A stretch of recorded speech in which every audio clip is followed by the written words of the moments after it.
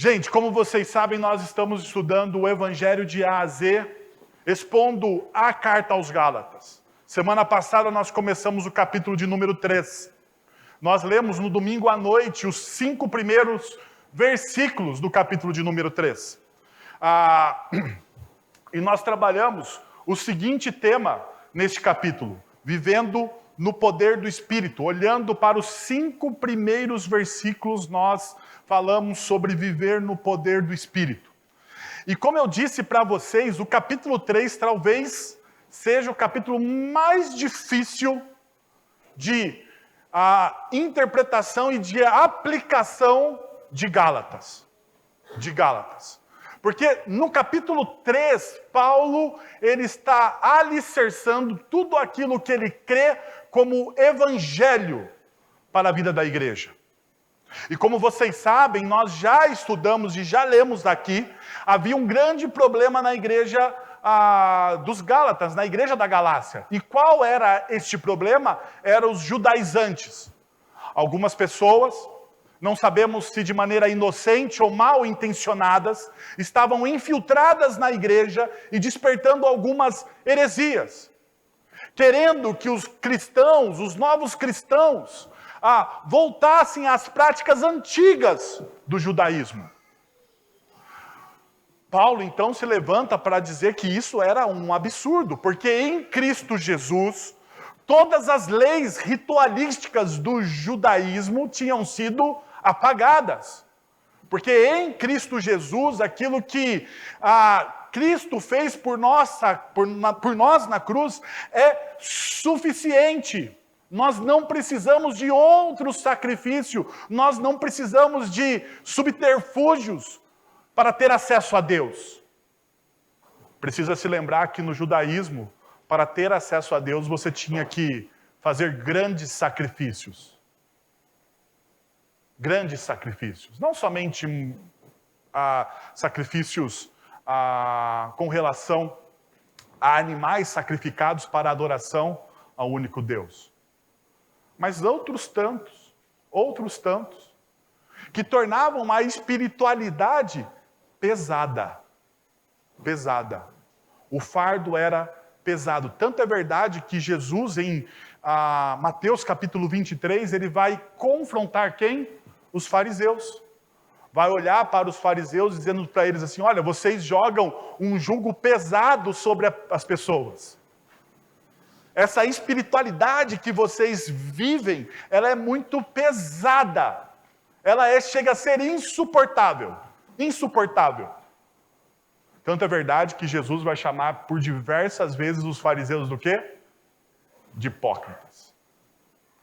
Hipócritas porque eles não somente pregavam uma espiritualidade que não dava para viver de maneira integralmente, mas como eles colocavam isso na vida das pessoas, e isso estava acontecendo na igreja da Galácia.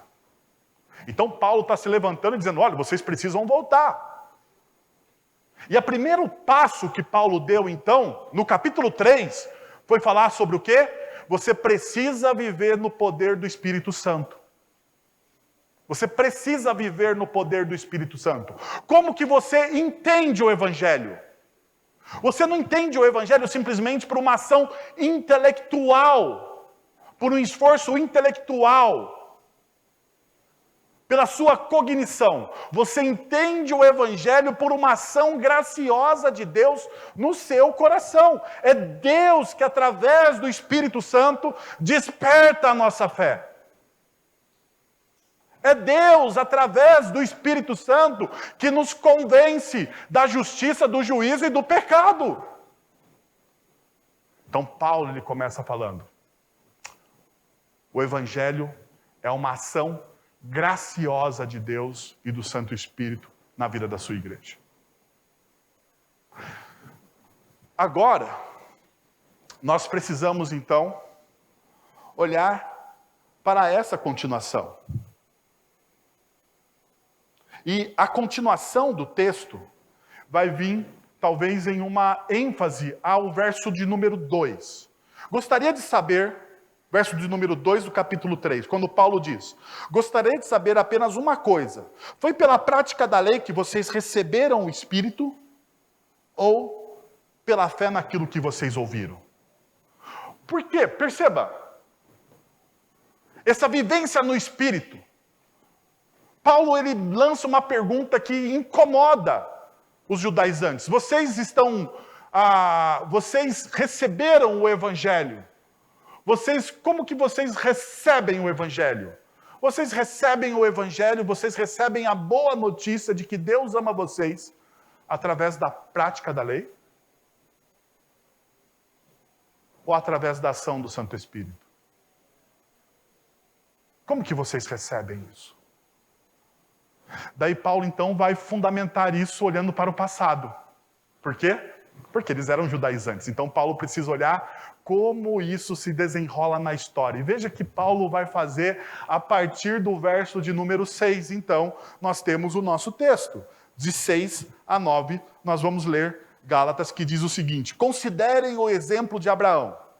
Ele creu em Deus e isso lhe foi creditado como justiça. Estejam certos, portanto, de que os que são da fé, estes é que são os filhos de Abraão.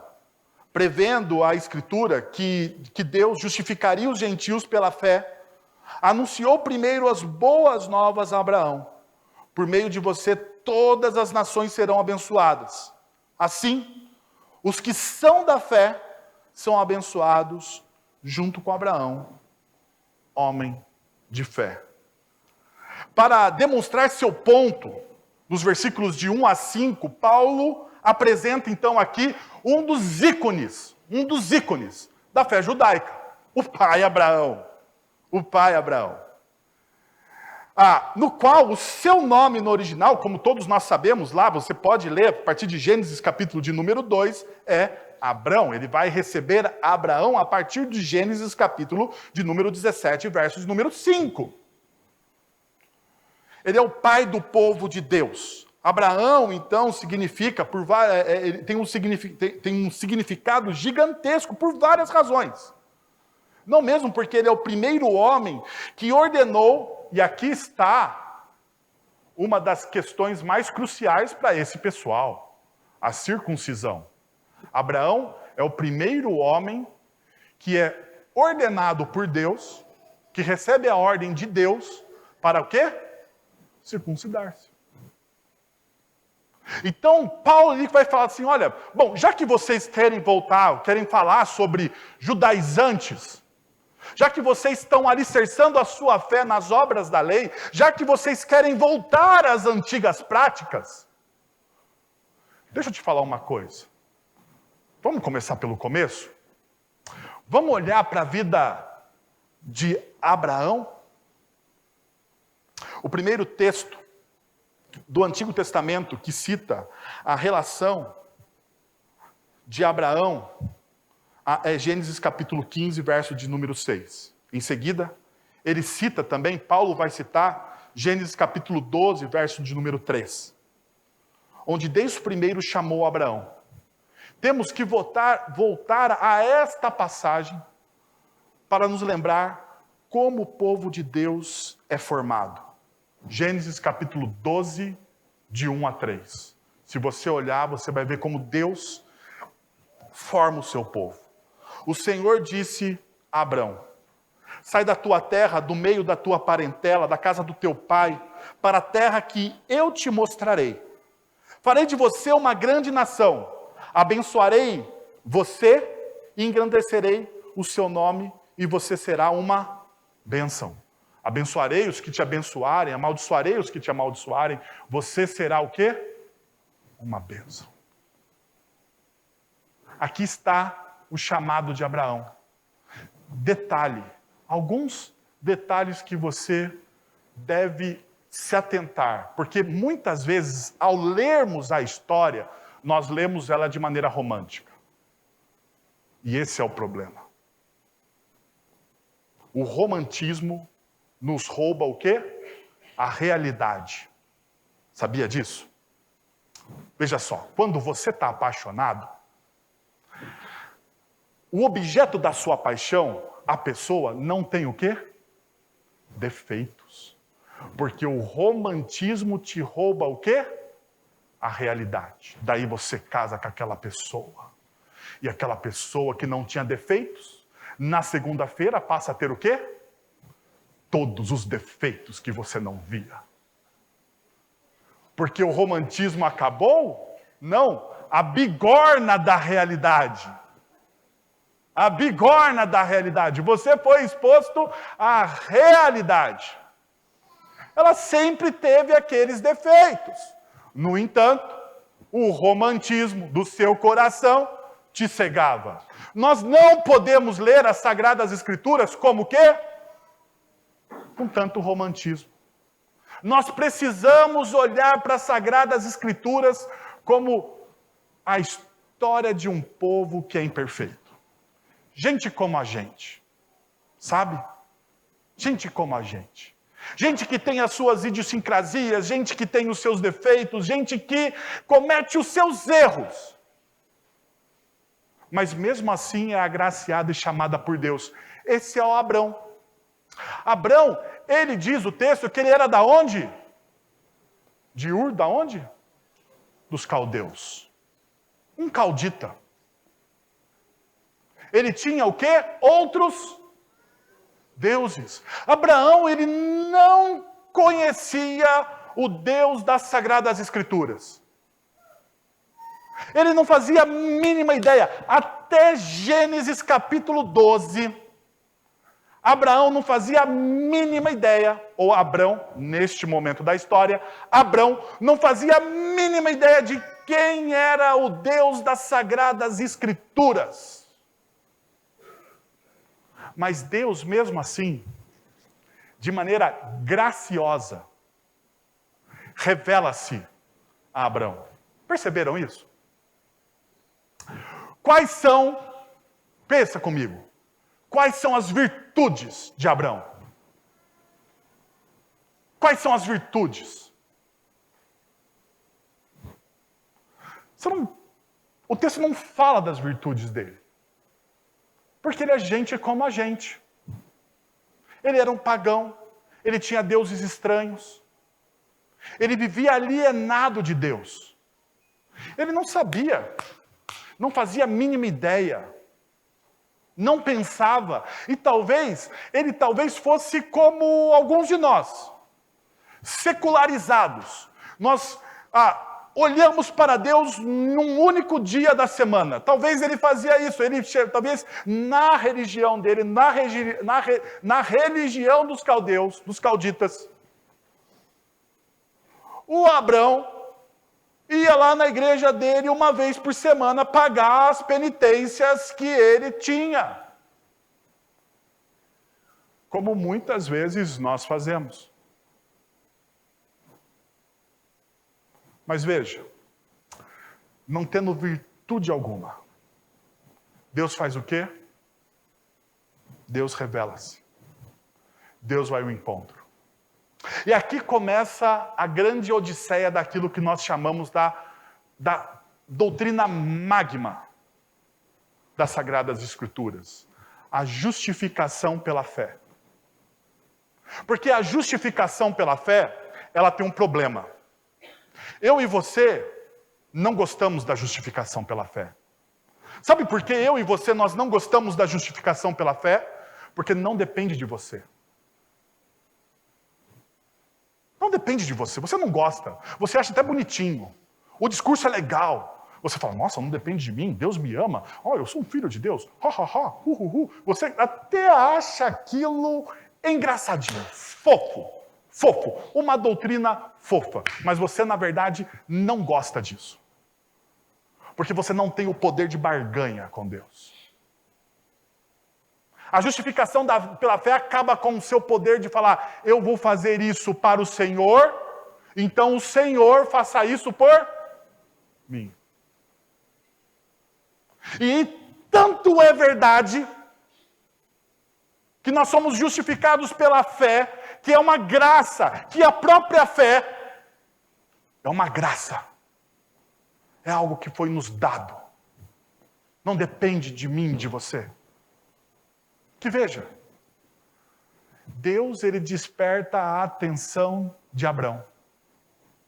Deus chama a atenção de Abrão. Deus convoca Abrão. Não por suas virtudes, por sua beleza ou por as suas posses, mas porque Deus, ele é gracioso. Deus vai ao encontro dele. A justificação pela fé fala de um Deus que vai ao seu encontro. De um Deus que toca em você. De um Deus que ama você, mas não do jeito que você gosta. Do jeito que ele determinou em ser amado. E aqui está o nosso problema.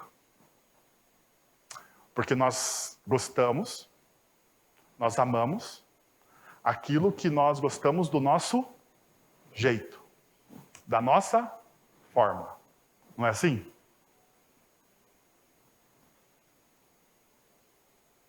Esses dias o meu filho, mais velho, falou para mim assim: papai, você não me ama. Mas ele falou sério. Você já ouviu um filho falar sério com você? Olhar nos seus olhos e falar assim: papai, você não me ama? Eu fiquei chocado. Porque eu dou tudo, pago o colégio, compro a bolacha. Eles comem bolacha. Eu nunca vi criança comer tanta bolacha assim na face da terra. Alugo o videogame, tem até um bônus. Você aluga o videogame. E a pessoa diz: você não me ama. E ele pergunta: mas por que você acha que eu não me amo? Porque eu não lhe amo. Ele falou: você não me ama porque você não me ama do meu jeito. Eu quero ser amado, mas eu quero ser amado de quê? Do meu jeito. Mas não serve o meu amor do jeito que eu quero? Não, tem que ser do meu jeito. Nós fazemos assim com Deus. Por isso que muitas vezes a justificação pela fé não funciona. A gente acha bonitinha a doutrina, bonitinha, fofinha, mas não encaixa. Porque não é do nosso jeito. Porque a justificação pela fé, ela vem acompanhada de uma outra doutrina, a soberania de Deus. Então você é justificado pela fé, Deus lhe ama, mas Deus lhe ama de que forma? Da forma que ele é soberano. Não do seu jeito, mas da forma que ele determinou. Então, por exemplo, Deus fala que vai te ajudar.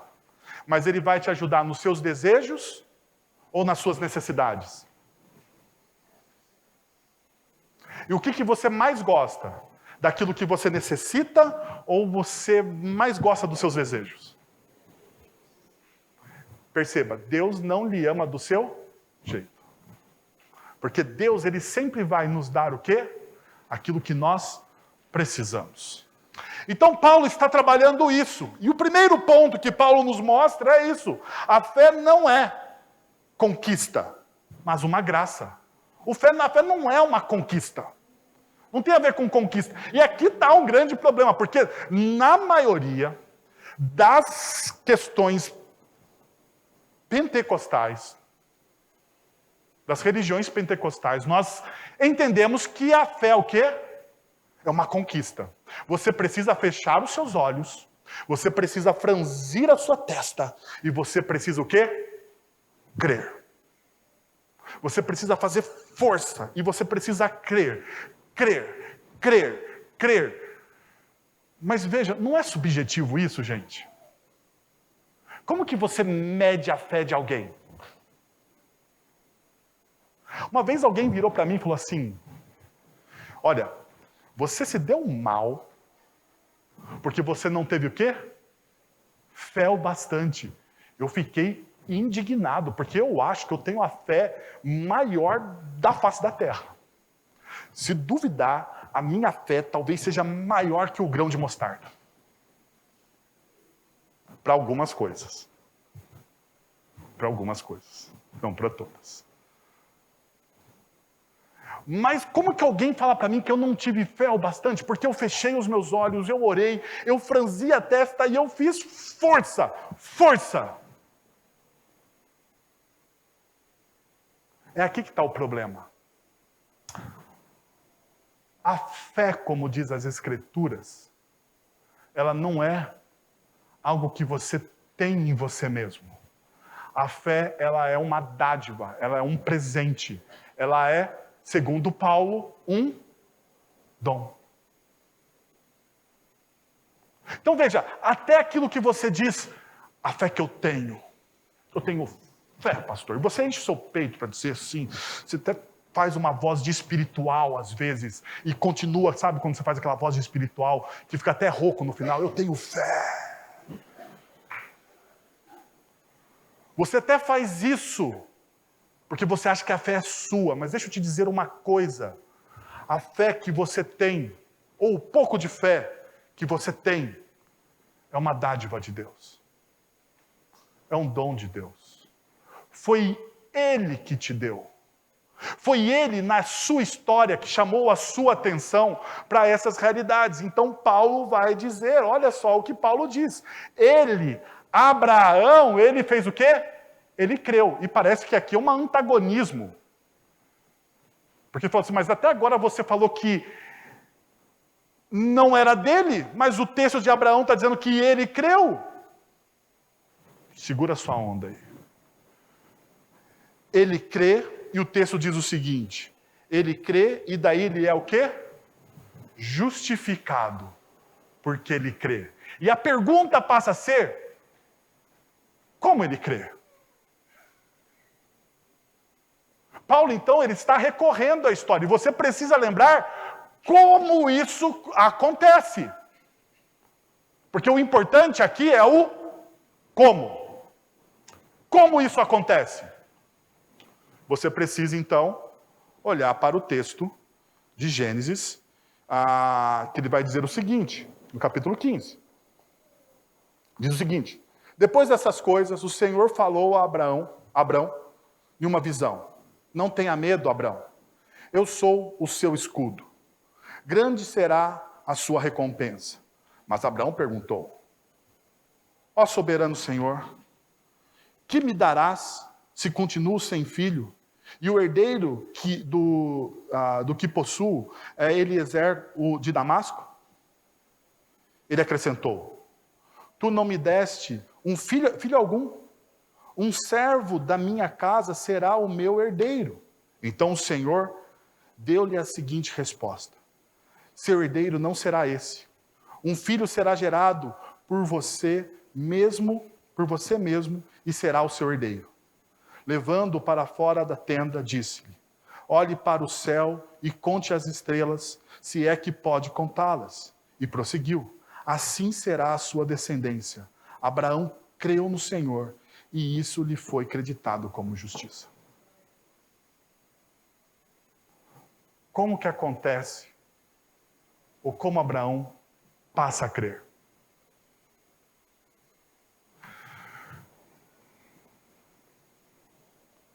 Quem fez a promessa?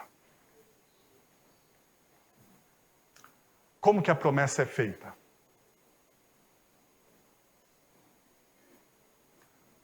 Deus olha para Abraão e diz, você terá um filho. Quantos anos Abraão tem?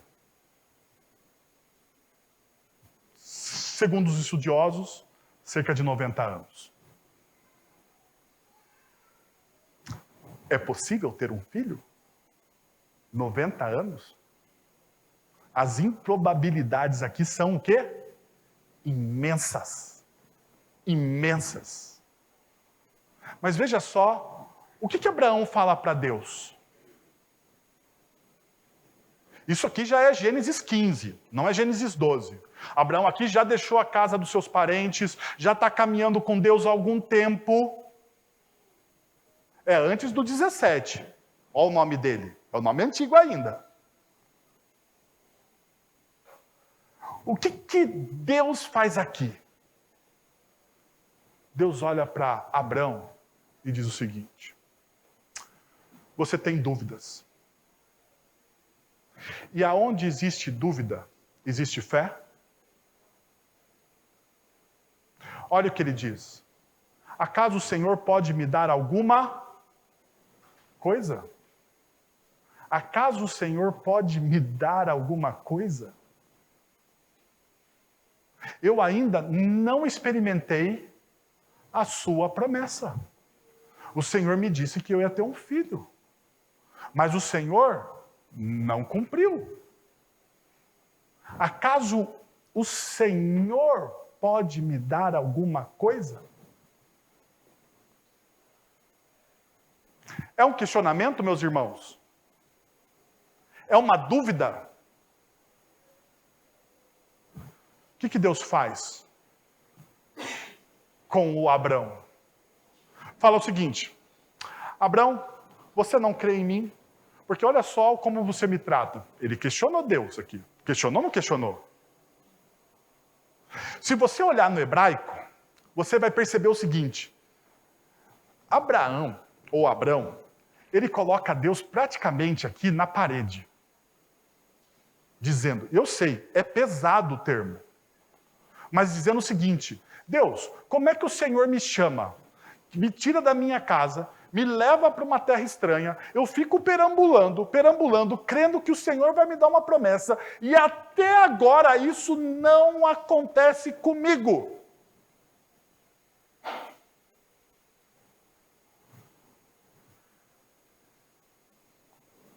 Como que você trataria essa pessoa? Se você fosse Deus, se coloque no lugar de Deus agora. Como que você trataria essa pessoa? O que você faria? Se eu fosse Deus, eu pegaria o meu grande dedo e daria um peteleco em Abraão. E ele sumiria da face da terra, da existência. Porque quem é essa pessoa para falar assim com Deus? E olha como que Abraão chama Deus, o soberano Senhor. O que Deus faz? Deus faz assim: vem cá, Abraão. Vem cá. Sai da tua tenda. Sai da tua tenda. Sai do teu mundo. Sai do teu umbigo. Tira os teus olhos do teu umbigo. Vem aqui. Olha para o céu. E veja todas essas coisas que eu criei. Veja como eu sustento todas essas coisas. E veja como essas coisas são maravilhosas e ordenadas por mim. Sai da tua tenda e olha para onde? E olha para o céu. Sai da tua tenda. Sai do meio das suas dúvidas. Sai do meio do seu dilema, da sua dor, do seu problema, e você achar que o mundo gira em torno de você, e vem aqui. E perceba como que as coisas são criadas. Como que as coisas são belas. Perceba como eu ordeno todas as coisas, e todas as coisas se cumprem simplesmente porque eu estou ordenando todas as coisas. Então conta toda essa criação, e eu então farei você tão numeroso quanto.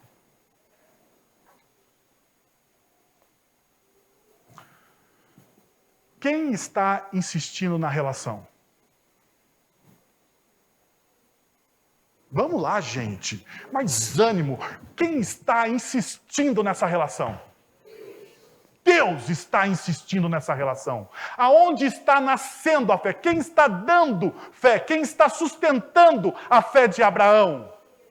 Ele creu sozinho ou ele foi ensinado a crer? Ele foi ensinado a crer. Então, quando você é lá que ele creu, ele não creu pela sua própria força, pelo seu próprio desejo. É Deus ensinando Abraão a crer na história da vida dele. Assim é com a gente. Deus vai me ensinando a crer nos fatos que acontecem na minha vida. Deus vai se revelando bondosamente a mim e a você nos fatos, no dia a dia, mostrando a sua soberania, me chamando para fora da tenda. É assim que Deus vai fazendo. É assim que Deus vai trabalhando. Então perceba, a fé é uma conquista pessoal sua. A fé é conquistada ou ela é uma graça? Por que ela é uma graça? Porque você foi ensinado a crer. E ensinado por quem? Por Deus. Então Paulo olha para os judaizantes e diz assim: a fé não é sua. A fé não é uma conquista sua. Paulo olha para os religiosos e diz: olha, a fé é algo que Deus nos dá, que Deus vai nos ensinando, que Deus vai nos mostrando, que Deus vai trabalhando no nosso coração. É assim que Deus vai fazendo nas nossas vidas. Perceba! Tanto é verdade que a gente tem o texto de Hebreus, 11:6. Sem fé é impossível agradar a Deus, pois quem dele se aproxima precisa crer que ele existe e que recompensa aqueles que o buscam. Sem fé é impossível agradar a Deus. Sabe por que Hebreus está dizendo que sem fé é impossível agradar a Deus? Porque veja, como Paulo nos ensina, o autor de Hebreus está demonstrando a mesma coisa. Porque fé não é uma lâmpada mágica que você esfrega assim quando você está em dificuldade na sua vida, para sair o gênio e você fazer 3 pedidos para resolver os seus problemas. Fé é um relacionamento que você tem com Deus. Fé é na caminhada. Então, se você não tem um relacionamento com Deus, você não consegue fazer o quê? Agradar a Deus, porque você não conhece o seu Deus. Sacaram? Como é que eu vou agradar alguém se eu não conheço aquela pessoa? Se eu não me relaciono com aquela pessoa? Se eu não ando com aquela pessoa? Então, sem fé, é impossível agradar a Deus.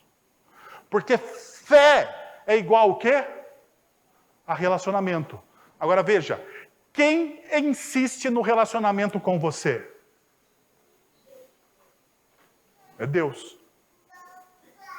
Tanto é verdade que em Cristo Jesus, Deus nos dá o quê? O Espírito Santo. Diz a Bíblia Sagrada que o Espírito Santo vem habitar nos nossos corações. Que o Espírito Santo é o selo de Deus nas nossas vidas. Que o Espírito Santo testifica. Que o Espírito Santo ora quando nós não sabemos orar. Que o Espírito Santo expressa as suas orações com gemidos inexprimíveis. Não é isso que a Bíblia diz? Porque o Espírito Santo é a insistência de Deus em relacionar-se com a sua criação. Não é? Perceberam? A fé não é sua. Então, por isso, então, que Paulo vai dizer que o justo, ele viverá por quê? Pela fé. Porque a fé é esse relacionamento vivo com Deus. A fé não é essa lâmpada mágica, não é essa oração, não é essa força que você faz, não é o pensamento positivo que o coach te ensina. Não, a fé não tem nada a ver com isso. A fé é Deus buscando se relacionar com você. A fé é esse desenvolvimento. E é tão verdade isso, que Martim Lutero vai dizer o seguinte: antes dessas palavras, qual palavras? O justo viverá pela fé. Antes dessas palavras irromperem em minha mente, eu odiava a Deus e estava zangado com Ele. E isso Martim Lutero está dizendo quando ele era monge, ele era um religioso. Então ele falou assim, olha, antes de eu entender a verdade da justificação pela fé, dessa insistência em Deus me amar e se relacionar comigo, a única coisa que eu tinha por Deus era o quê? Ódio. Sabe por que ele tinha ódio? Porque Martim Lutero entendia o seguinte, que Deus mandava ele fazer coisas que era impossível de serem feitas. Martim Lutero olhava para Deus e falava assim, Deus mandou, Deus ordenou, eu estou nessa busca por Deus, mas é impossível de eu alcançar a Deus. Porque ele não entendia essa verdade. Qual verdade? Mas quando o Espírito de Deus quando, pelo Espírito de Deus, compreendi essas palavras, o justo viverá pela fé. O justo viverá pela fé. Então, me senti nascido de novo, como um novo homem. Entrei pelas portas abertas do próprio paraíso de Deus. Em outras palavras, Martinho Lutero está dizendo, quando eu entendi essa verdade, eu fui salvo. Eu fui salvo. Porque é essa verdade que nos salva. Segundo, a graça é o mundo reverso da maldição. E o que eu quero dizer com isso? Veja o que diz o texto, versículo de número 7. Estejam certos, portanto, de que os que são da fé, estes são filhos de Abraão. Veja, olha só o que o texto está dizendo. Os que são da fé. Se você observar o enredo das Escrituras, descobrimos que Deus chamou Abraão e prometeu estender a sua bênção divina por meio dele. Mas, neste capítulo, não temos apenas a promessa de Gênesis, mas nós percebemos aqui o cumprimento dessa promessa. Veja, os que são da fé, eles são o quê? São filhos. Porque qual era a argumentação dos judaizantes? Aqueles que não são circuncidados, aqueles que não vivem na prática da lei, eles não são o quê? Eles não são filhos. Daí o Paulo está dizendo o seguinte, vocês estão enganados. Porque aqueles que vivem pela graça, aqueles que vivem pela fé, aqueles que se relacionam com esse Deus, que insiste em nos amar dia após dia, esses também são filhos. E esses são filhos, por quê? Porque a maldição de Gênesis capítulo 3, até o capítulo 11, foi revertida no chamado de Abraão. Porque o que acontece de Gênesis 3 a Gênesis 11? Vocês lembram? Gênesis 3, aquilo que nós chamamos de queda. O homem e a mulher fazem a opção por viverem distantes de Deus. E a partir de Gênesis 4, nós temos uma sucessiva quedas e desgraças, e desgastes, e quedas e desgraças, e tentativas humanas de viverem o quê? Distante de Deus. Distante de Deus. Tanto é real isso, que a gente percebe que a bênção de Abraão é a maneira que Deus reverte os efeitos da maldição. Veja, o teólogo Chris White vai dizer o seguinte, Gênesis de 3 a 11 mostra como cada dimensão da vida está tragicamente à deriva da bondade original do propósito de Deus.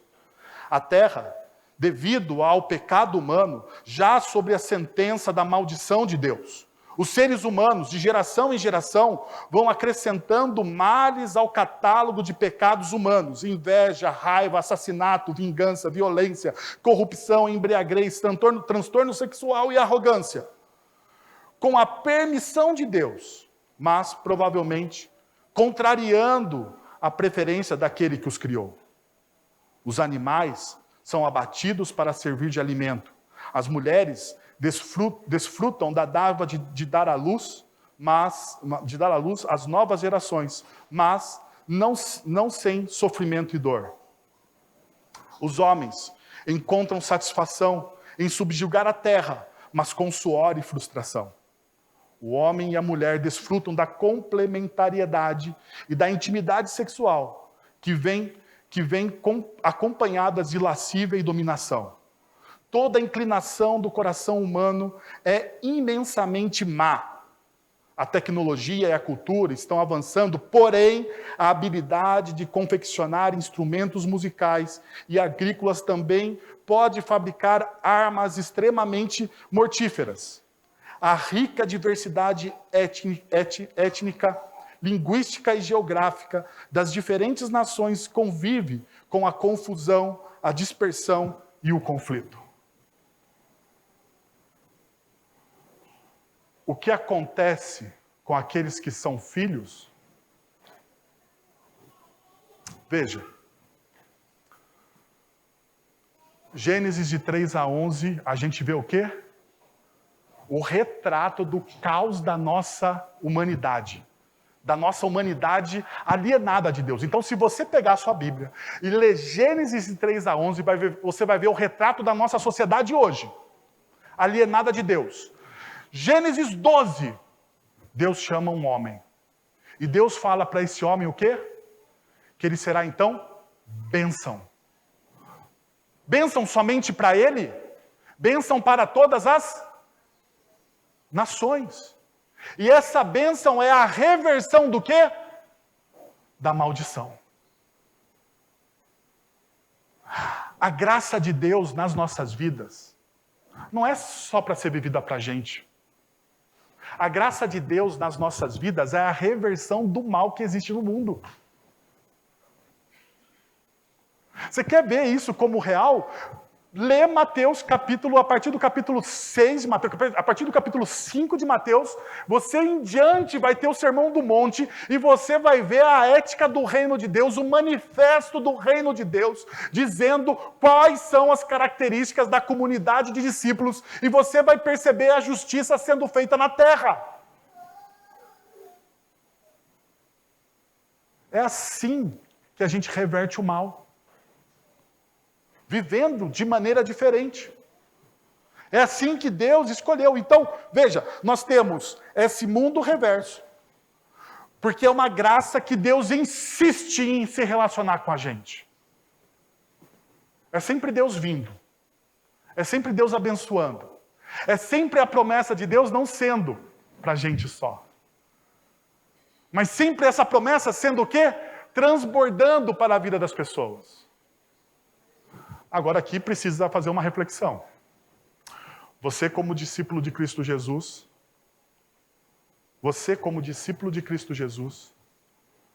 você é esse transbordar da bênção de Deus para as pessoas que estão à sua volta?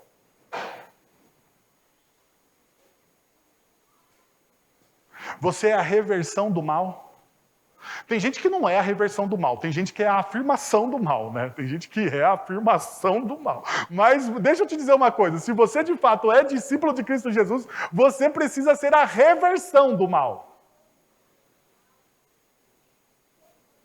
Aonde você chega, as pessoas precisam se sentir o quê? Abençoadas. Abençoados. Uma vez um teólogo disse o seguinte, que aquela bênção que Deus derrama sobre Abraão, a ideia ali é como se Deus estivesse derramando um balde de água sobre Abraão. E todo mundo que estivesse perto de Abraão, mesmo não sendo da aliança com Deus, ele sentiria o quê? Os efeitos. Porque a água, porque a bênção respingada sobre a vida de Abraão ia fazer o quê? Respingar na vida das pessoas que estão ao redor. E eu queria perguntar isso para você. Você é o respingar da bênção de Deus sobre a vida das pessoas que estão ao seu redor? Porque se você não é, alguma coisa está errada com aquilo que você crê, a forma com que você olha o cristianismo. A forma com que você vive a fé cristã. Porque o cristianismo é um chamado para você ser bênção. Não para você viver na bênção. Viver na bênção é uma disfunção de ser uma bênção. Mas a maioria dos cristãos querem viver na bênção. Não é assim? Todo mundo quer viver na bênção. Mas a questão é, você quer ser uma bênção? O texto, então, nos ensina uma outra coisa. Que a fé sempre se expressa em obediência radical, porque você precisa ser uma bênção. E veja o que o texto vai dizer. O texto vai dizer, por meio de você. Por meio de você. Então veja, você será o quê? Uma bênção. Você vai respingar na vida, porque você vai obedecer. Ou seja, a salvação é pela graça. A fé é uma dádiva.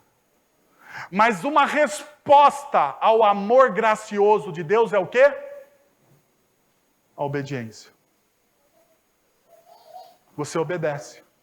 Você obedece porque você creu, você obedece porque você foi amado, você obedece porque aquilo passa a fazer sentido. Veja então, por meio da nossa obediência radical, experimentamos do amor gracioso de Deus, mesmo quando os acontecimentos ao nosso redor parecem não fazer sentido. Porque é assim. Muitas vezes as coisas que estão acontecendo ao nosso redor não fazem sentido. Não fazem sentido mesmo. É quando a dor vem e você não entende por que a dor veio. E você se pega naquela coisa, mas eu fui fiel, eu fui justo, eu fiz tudo o que Deus manda.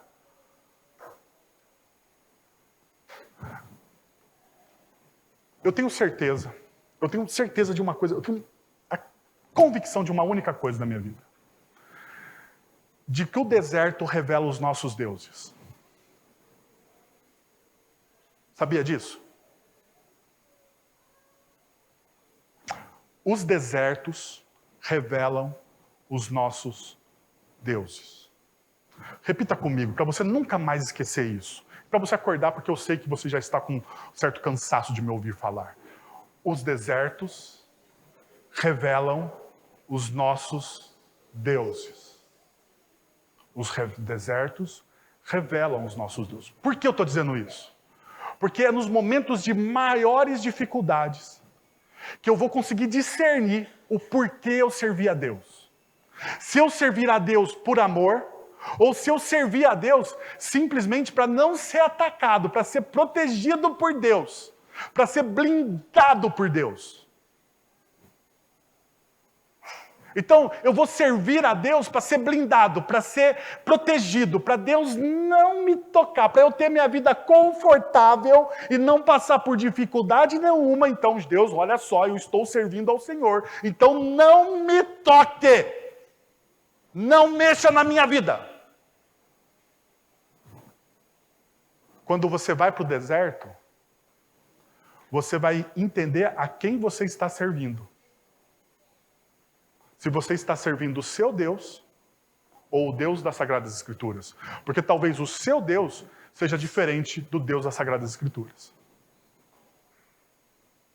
Mas é só no deserto que você vê isso. E como isso acontece na vida do Abraão? Chega um momento que Deus dá o filho a Abraão, dá? E diz o texto bíblico que ele tinha mais ou menos uma idade de uns 12 para 14 anos. Daí Deus olha para o Abraão e fala assim, teu filho está bonito. E Deus fala, não, está bonito. Teu filho está crescendo, tem cabelos encaracolados. E ele fala, tem cabelos encaracolados. Então faz o seguinte, dá o seu filho para mim. Mas o Senhor não disse que ele era o filho da promessa? Ah, eu disse. Mas a quem você adora? Daí diz o texto bíblico que o Abraão chamou o servo, montou o esquema lá, para o sacrifício. Pegou o filho e caminhou para onde? Para o deserto. Eu acho que foi a caminhada mais longa da vida de um homem. A caminhada mais longa da vida de um homem. Mas foi aonde que o Abraão discerniu a quem ele estava servindo. Nós não temos relato nenhum. Nós sabemos só que eles andaram. O texto não diz mais nada, mas eu fico imaginando, porque a minha cabeça fica ali matutando o que aquele pai sentiu ao conduzir o seu filho para um sacrifício. Não de um animal, mas dele mesmo. E quando o menino olha e fala assim, pai, mas cadê o cordeirinho, pai? Deus proverá. Rapaz,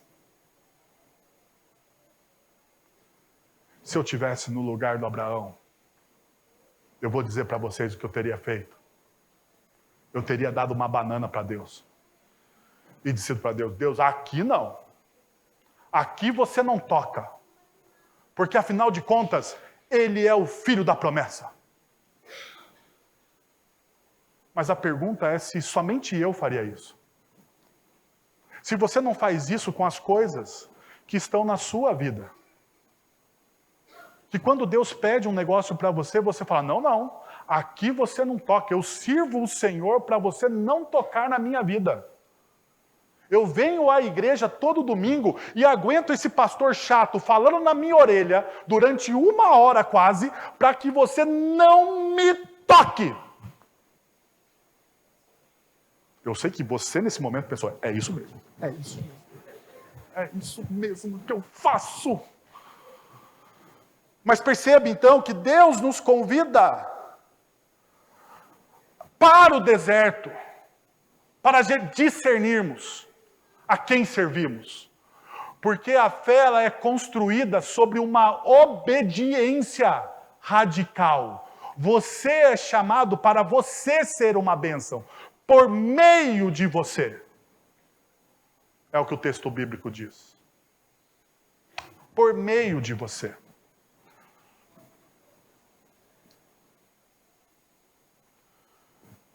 Declara o Senhor, Gênesis capítulo 22. Porque por ter feito o que fez, não me negando o seu filho, o seu único filho, esteja certo de que o abençoarei e farei seus descendentes tão numerosos como as estrelas do céu e como a areia das praias do mar. Para aqui. Quantas vezes Deus repetiu isso para Abraão? Inúmeras vezes. Porque Deus estava fazendo o quê? Formando uma fé. Porque a fé não vem por nossa iniciativa, vem pelo quê? Pela graça de Deus. Perceba, Deus está fortificando, formando um povo. Por último, para você não viver no legalismo. Porque se você pensar, eu preciso ser radical. A obediência radical não era uma fé o quê? Perfeita. A obediência radical não é uma fé perfeita. Veja o que o texto vai dizer. Assim, os que são da fé são abençoados junto com Abraão, homem de fé. Isso significa não vacilar. O que é ser um homem de fé? Significa não vacilar na incredulidade, portanto, não vacilar diante das promessas de Deus. Mas não significa que você é perfeito. Basta você ler a história de Abraão e você vai perceber o quê? Que ele era um homem perfeito? Um excelente marido? Abraão, deixa eu falar para você, Abraão era um excelente marido. Não era? O que vocês acham? Quantas vezes ele entregou a sua esposa para um outro cara? Quantas vezes ele entregou? Quantas vezes ele entregou? 2 vezes. Meu amor, vem cá, eu te amo, mas eu não quero morrer. Vai com o outro. Foi isso que ele fez. O homem de fé. O amigo de Deus. Aquele que a gente romantiza. Porque quando a gente romantiza as coisas, acontece o quê? A gente não vê a realidade. Quando a gente romantiza as coisas, a gente não vê a realidade. A realidade nos escapa. Abraão não tinha uma fé perfeita. Mas mesmo ele não tendo uma obediência radical muitas das vezes, ele era um homem do quê? De fé. Por quê, gente? Porque ele desenvolveu a fé dele na caminhada. ele viveu pela fé. Ele experimentou essa fé dia após dia. Dia após dia. Então eu tenho um único desafio para você. E eu queria fechar com vocês. Que é o seguinte.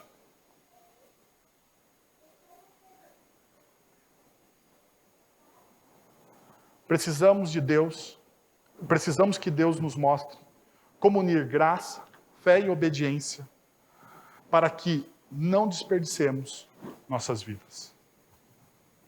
Precisamos pedir a Deus, discernir, para a gente unir essas três coisas. Sabe por quê? Porque a gente cria dicotomias. Nós separamos isso. A Bíblia diz que tudo isso é uma coisa só. Certo? Tudo isso aqui é uma coisa só. Mas nós, na nossa mente cartesiana, escolástica, científica, nós gostamos de dividir as coisas. Então a gente fala, isso aqui é graça, isso aqui é fé, isso aqui é obediência. Mas na Bíblia é tudo uma coisa só. Se você não tem graça, você não tem fé, consequentemente você não obedece nada. Então é uma coisa só, nós precisamos unir a nossa vida em torno disso. Talvez o que falte na sua vida é unir esses polos, para que você possa desfrutar das promessas de Deus. Que tal você fazer isso? Você fechar os seus olhos, abaixar a sua cabeça e pedir uma única coisa nessa manhã, para que Deus una essas pontas na sua vida, para que você possa viver de fato o Evangelho de Cristo Jesus.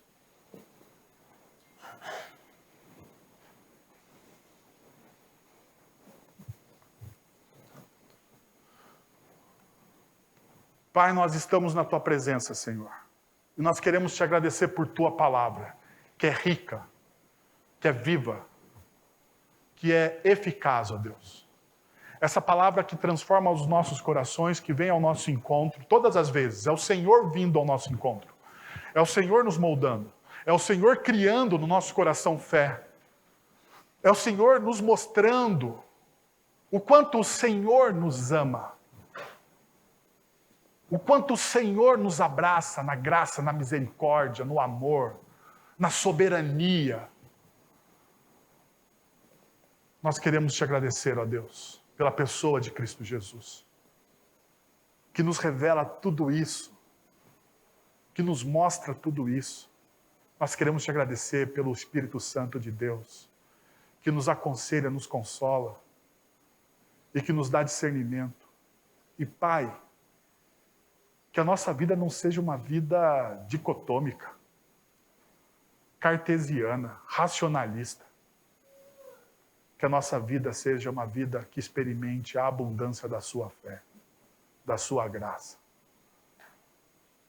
Que os nossos corações obedeçam ao Senhor, não por imposição ou por medo, mas que os nossos corações obedeçam ao Senhor, por amor. Uma resposta de amor ao Senhor é a obediência do meu coração e a entrega do meu coração ao Senhor.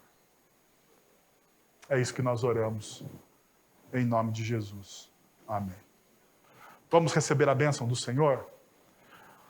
Agora, irmãos, que a graça de nosso Senhor e Salvador Jesus Cristo, o amor de nosso Deus e Pai, o conselho, o consolo, o poder e a ação poderosa do Santo Espírito de Deus estejam sobre vocês agora e pelos séculos dos séculos. Amém. Deus abençoe.